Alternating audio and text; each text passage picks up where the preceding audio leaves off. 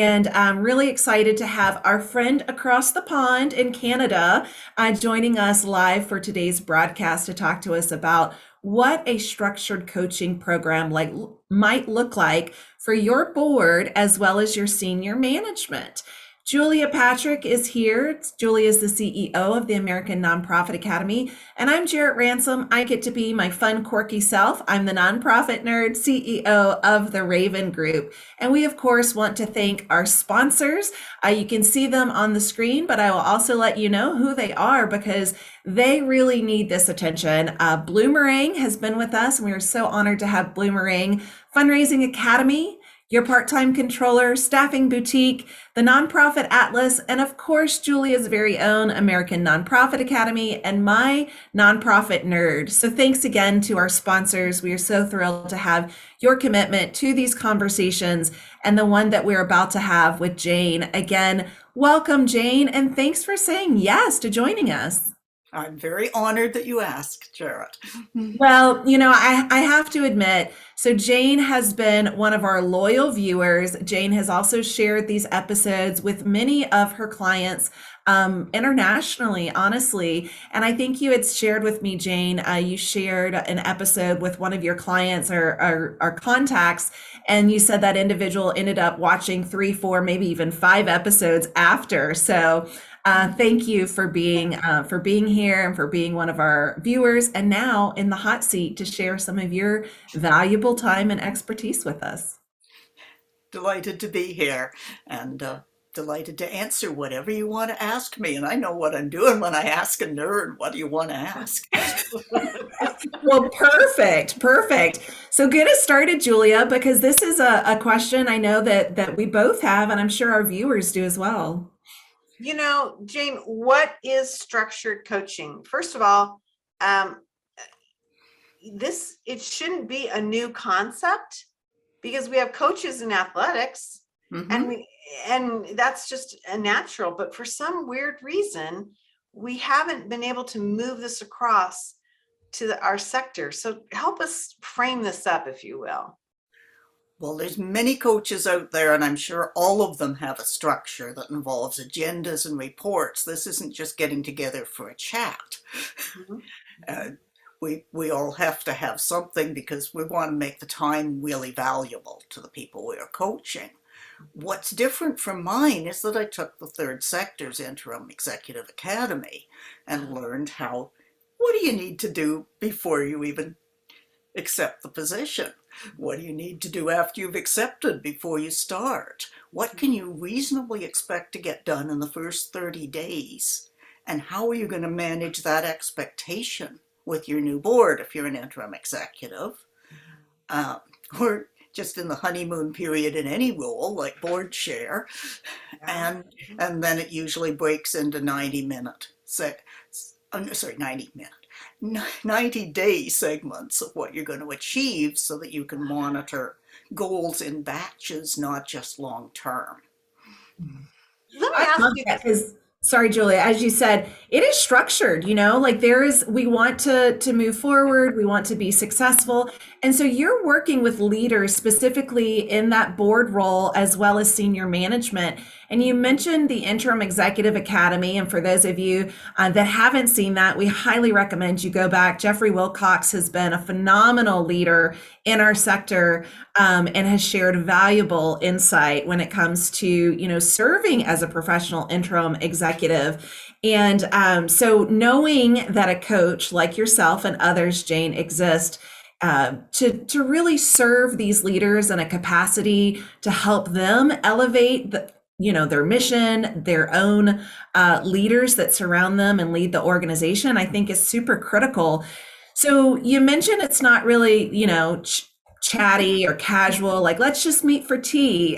So how often do you recommend that this coaching structure and program, how often are these conversations in a program like this? Well, it's up to each client, but what I'm suggesting is 90 minutes every 2 weeks, especially for interims, because they have to achieve a lot in a hurry. But also any new leader is under pressure on that good impression and good start.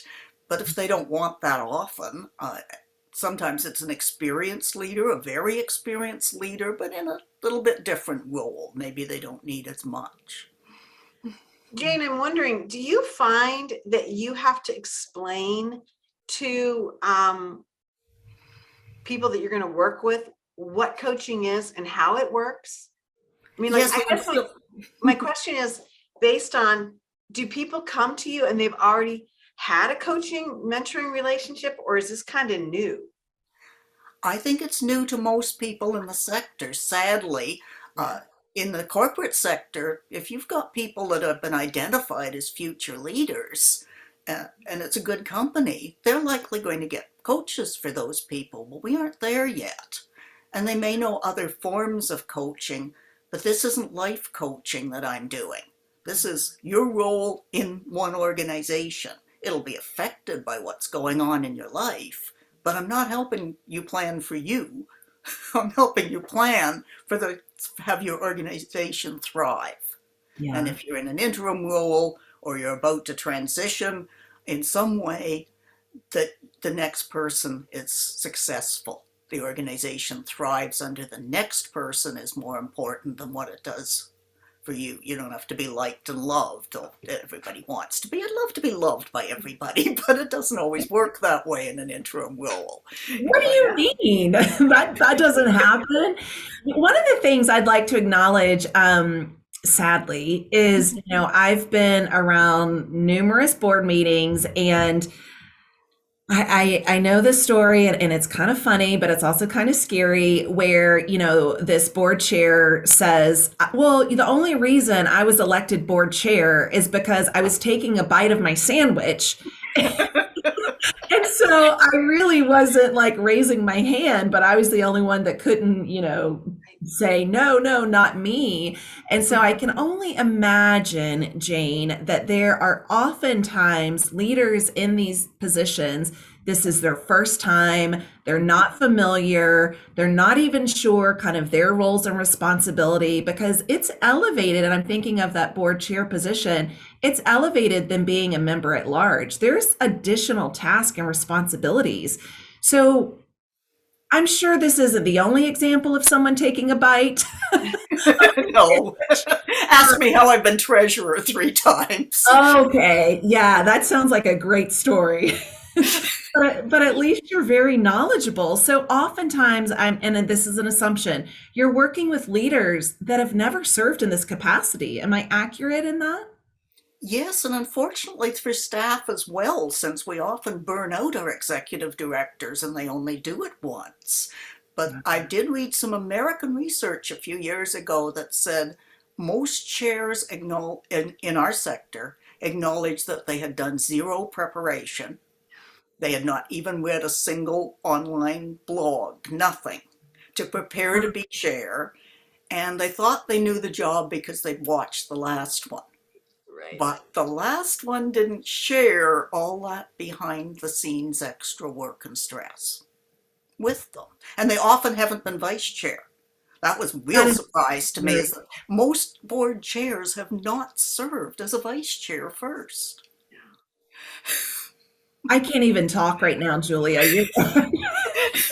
Yeah, I think, Jane, that's the frightening part of this. And I don't know in Canada if you know the number of nonprofits, but if you think about all the nonprofits that reside between our two nations, and those boards, I mean, generally you're going to have between 5 and 12 people.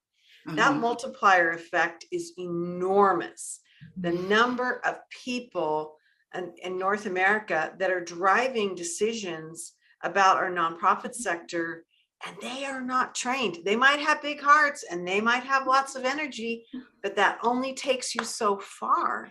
Oh, you're hitting one of my pet issues, is that many of the people I find as leaders in our sectors became leaders while they were still at university. They were leading a student-based organization or a university-based organization, and we had not in any way prepared them. So why isn't that part of civic education, whatever it's being called these days? I can't keep up. And by the way, I think we're looking at about 180,000 incorporated not-for-profits in Canada. Nobody has account of the rest. Right, right. I think that's a big thing. And we talk about that here as well. I mean, there are a lot of people operating a nonprofit, but they haven't actually been designated in the US by the Internal Revenue Service, which is Right. the federal agency that bestows that designation. So I'm fascinated. It seems to me like if you're coaching through leadership issues with folks, it seems to me like you probably are having to go back quite a ways and talk about structural things and process that really they should know, but it sounds like they don't. Yeah, I don't present myself as being there to be their educator. For one thing, I'd rather they educated a group of leaders in their organization than one at a time. So I wait to see what comes up that they're struggling with, or that they see coming up and don't know how to handle. And then I'll say, well, we've only got, 20 minutes left today, and you've just thrown a huge issue at me. I'm going to send you some links in an email right after we speak. So, do you ever work with more than one person? Do you ever work with groups in this because of this, or is it generally more one-on-one? I do governance training and governance reviews and board interventions. So any of that is group work, but I've never called it coaching. Okay. And let's be honest, we know that fires come up. We know that, in this cadence, Jane, that you've recommended of let's meet for 90 minutes, at least every other week, every 2 weeks, something like that. Issues arise. Challenges surface. And so having that coach and someone to, share in these thought processes, have someone to, kind of consider options and recommendations, I think is just a high value. Is there opportunity to access, and again, I know you can really only speak to you and your coaching, but have you seen perhaps others where you are available in the interim, not in the interim, between those 2 weeks meetings for fire drills? Is that something that occurs? I don't think you could not do that. If you've got a client you're meeting with for 6 or 12 months, you can't ignore them when they are in a tight spot and they've just discovered that at tonight's board meeting, so-and-so, the troublemaker, is going to raise such and such issue. I can't tell them wait till next week, and I wouldn't dream of it. No, you can't let that fire burn and burn and burn. Well, talk to us about how you meet with your clients. And I'm really curious because many of us have been working remotely. Many of us have become quite familiar with telling someone you're still on mute. But how does your coaching work in this remote virtual space? I'll jump to that, but please don't let me forget to come back to those fires because I have some important points to make. Oh, perfect. Okay. Noted. Fires are noted. Fires are noted. First of all, from my health situation, Zoom has been a godsend. It has let me do far more than I could have done otherwise because the clients who 2 weeks into February of 2020 said this cannot be done virtually. 2 weeks later, they were calling saying, is there any way you could do this on Zoom?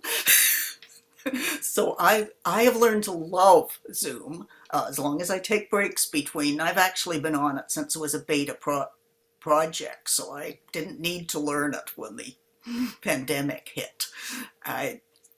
So I love it because, for one thing, it's completely private. If the person has their own Zoom account to log in on, they don't have to explain to anybody else that somebody's coming to their office every couple of weeks for what. And I can't meet at a coffee shop. I mean, confidentiality is everything. You never know who could overhear. And I'm not set up that way for a home office, as in my husband would be less than thrilled if I kept having a string of people show up and telling him to be quiet. You might have some questions on that, but absolutely. So I also find it easier to take notes on Zoom than if I'm facing somebody over a cup of coffee. And I don't want to lose eye contact, but eye contact can shift a little bit on the screen without people being that aware of it. As long as you're mostly making eye contact, I can make quick notes for the report I'm going to give them afterwards. But the biggest thing is you can find the right coach for you anywhere in the world. That's Anywhere in huge. the world. Absolutely. And So talk to it. Let's get back to the fires because I know you've got some scar tissue, as our dear friend Jeffrey Wilcox will refer to it. Tell us about some of the fires that you've, referred to, and I'm curious how they've been addressed in this virtual space. well, that's first of all, I adore Jeffrey and admire him so much. So I'm glad you keep referencing him. Actually, I see a big part of my role as refocusing them away from all the fires onto their bigger goals. Love It it. is so easy, and if you're a leader, you know how easy it is to spend your day after day after day dealing with fires and make no progress on the big things that are going to matter. So that I think is a big part of why people need a coach, is to keep reminding them, you set these goals, you set this timeline. Okay, there were fires this week. What are you going to do next week? And keep them coming back to that so that they feel successful in their role. No, we don't actually feel successful if all we do is put out fires. That's Yeah. kind of a zero-sum game instead of a win-win, right? Feel exhausted. We feel beat down. We feel fill in that emotion. Absolutely. But fires can, for example, be my board chair just quit and nobody's willing to take it on. No one was eating a sandwich at that moment, apparently, and they had full attendance. That's right. Or an employee just filed a human rights complaint claiming that I'm something we know they aren't, something really serious. And how are they going to deal with that while continuing to function in the role, especially if it's been spread around the community? I mean, I had one client, this wasn't technically coaching, but there were two boards, both claiming to be the only legitimate board. One of them had the bank account, the other had the office key. Incredible mess. And they needed a special government license that wasn't going to happen in that circumstance. There Sure. was there was so much animosity that one of the board members was taking the in-camera minutes, and which were very sensitive because of what was going on, and posting them physically on the town hall bulletin board. That's an example of a fire. That is a big fire. Yeah, absolutely. I think a lot of times leaders step into this role, and I've heard this from individuals, saying this organization is fantastic, and then they step into a leadership position, and it's kind of like you visited the sausage factory, and now you know exactly behind the scenes that, as you referenced, Jane, many of this, or hopefully much of this, does not enter the community. Hopefully we're able to maintain a positive reputation, but that doesn't mean that the leaders in the senior management, as well as the board representation, is not privy to information that isn't always pretty. And so having a coach like yourself, having someone with years of expertise and scar tissue, really helps us to move forward, I think, in a positive way. And like you said, moving our attention from the fires and to our goals. What are we here to do? How do we accomplish that? What is our objective? And so I love how you've been able, through your stories today, reframe your coaching with your leaders to see the true passion. What does something like this cost? Because I'm wondering if this is an item that should be budgeted in every organization for the board chair, perhaps the vice chair, and maybe even that senior management. Because I would imagine many of our viewers watching and listening would think, okay, I see the value in this, and we want to make sure that this is a line item. So what should we consider? Well, you should consider how much you value talent management and talent retention, first of all. And if an executive isn't paying attention to that, I don't think they're using wise ways of leading these days. I mean, why wouldn't you offer coaching to the people who are going to be your next leader, the vice chair, the CFO, whatever that is? I won't talk dollars, but mostly what I do is bill 2 hours for a 90-minute session to give myself some time to do agendas and reports and change the schedule 3 times because these are very busy people. And so my coaching schedule each week is never what it is at the start of the week. And that's okay. As long as they're not canceling, I'm fine with that. If they were canceling a lot, then I'd say you're not valuing this. Move on. It's interesting because I'm really fascinated by the 90-minute time frame, and I'm wondering, it sounds to me like you are coaching, working with these folks, and then you are sending like a review or a document that says this is what we discussed, and so there's some accountability. Mm-hmm. Is that what that Yes. looks like? Every one of them addresses, and it's never more than 2 pages and sometimes one, that, here's the status of the priorities you set last time, and here are your priorities for the coming week, and we're going to review those next meeting.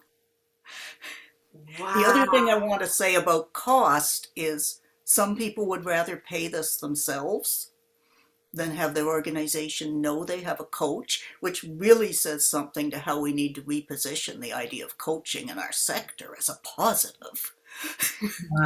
I agree. And I know that, and I have done executive coaching, and I work mainly with director of development and, individuals like that.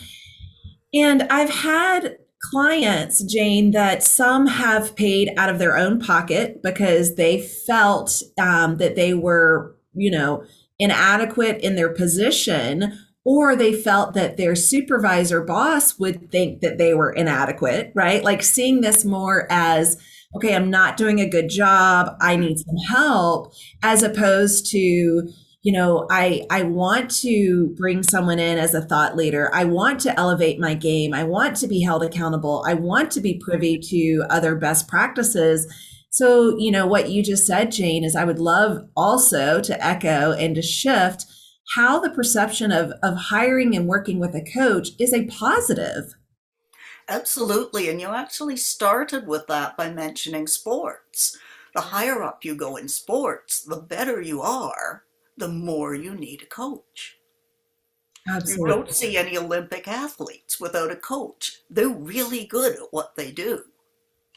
Well, and I think to your point, I mean, the Olympics are kicking off tonight. But, Jane, we're seeing you have a coach, for your mindset, for your health, for the technical skills involved in your sport.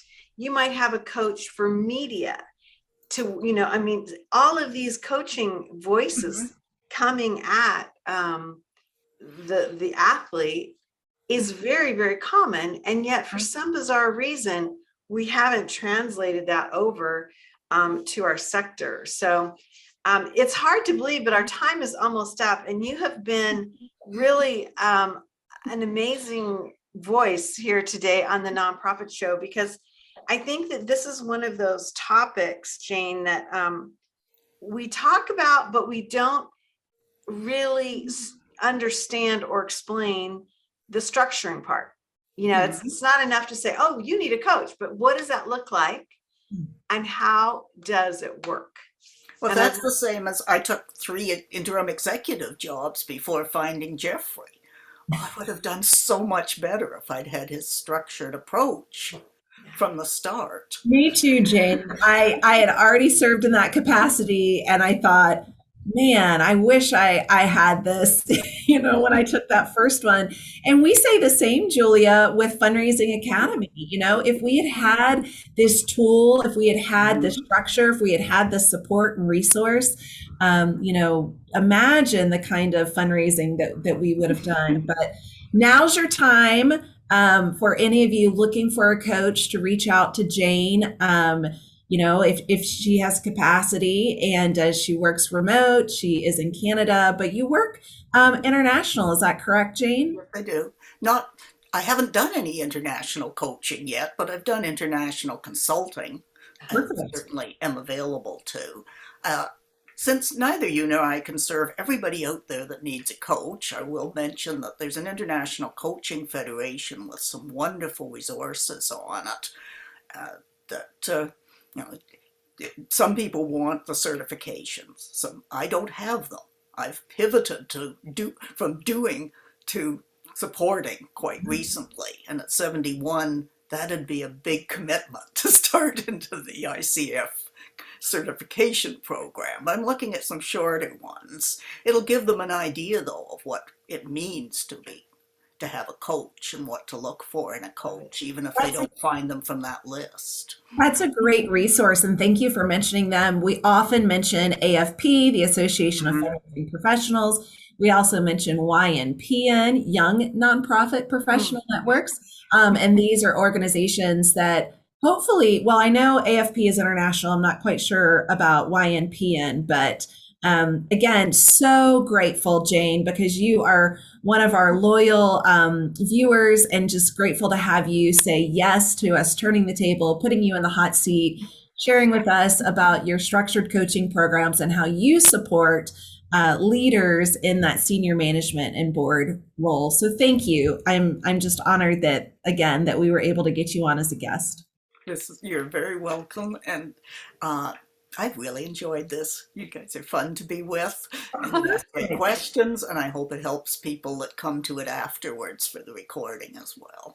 Yeah, thank you, Jane. I think it's really amazing. And again, just off the top, your comments about how we need to be demystifying this process and really investing, using it as an investment tool. And so you really struck a chord with both Jarrett and I. Before we leave, we want to make sure that we let you know if you've missed a live broadcast, you can go back to our archives. We are available on Roku, YouTube, Amazon Fire TV, Vimeo. And we want to thank our presenting sponsors, Bloomerang, American Nonprofit Academy, Fundraising Academy, the nonprofit nerd herself, Jarrett Ransom, your part-time controller, Staffing Boutique, Nonprofit Thought Leadership, and the Nonprofit Atlas. These are the folks that allow us to have these continuing conversations. They're magical, they're really important, and they're something that help move our sector forward. As we end every episode, we want to remind everyone, and I think ourselves, stay well so you can do well. We'll see you back here tomorrow, everyone.